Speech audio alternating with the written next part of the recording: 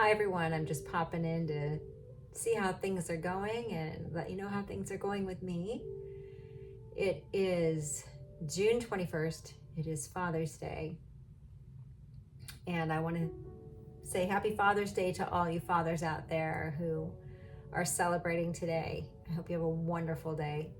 And if a father is someone that you happen to be mourning today, I just want to extend my heartfelt condolences and prayers and just remind you that you're being supported by all of us today who are walking this journey together.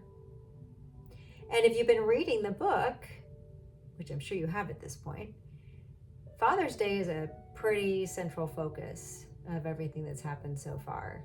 And, unfortunately, when tragedies happen on a special occasion that moves around to different dates on the calendar each year, as in the cases it does this year, because in the book it was the 18th was Father's Day and today is Father's Day on the 21st, you almost feel like you have to experience the tragedy or the memories of the tragedy twice every year.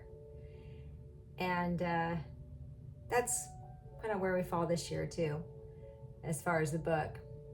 And I don't know if it's because we're doing a read along in real time, which, by the way, I'm reading too. I'm not just holding a read along, I am reading right along with you. And I started thinking, maybe it's just especially sensitive this year, 20th anniversary and doing a read along at the same time. And that's potentially an explanation. And I don't regret doing it. It's just, I think that's to be expected on some level. But the first few days of the read hit me particularly hard, like really hard, like completely unexpectedly hard. And it forced me to ask myself a question, and that is, why am I so stuck?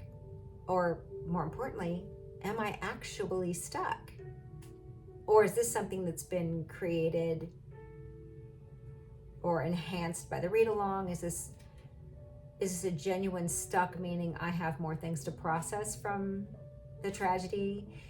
Is it I feel stuck out of habit because it's just my go-to setting, I just do it every year and that's just what I'm geared towards? Or is it a sense of obligation? Just this passion to make sure that a 15-year-old boy named Cody is never, ever, ever forgotten. So I started kind of ticking off each one of those at a time. And do I have more to unpack? Maybe, but it didn't end up being obvious. Like, what do I need to unpack? It didn't end up being too obvious to me, at least at this point in the book. As we go on and keep reading, it may change as we relive different events. And then I was like, is it habit? Maybe. But having a habitual reaction doesn't necessarily mean that sense of being stuck means you're really stuck, right? So I was like, okay, well, I guess I could let that go. That kind of takes the wind out of the sails there a little bit. So that's good, in a good way. And then I was like, am I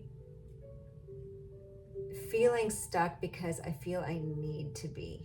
That sense of obligation. I don't want this 15-year-old boy named Cody to ever be forgotten. This 15-year-old boy who would be 35 today. And that boggles my mind because I just keep thinking about all the things that he never got to experience that he probably would have by now.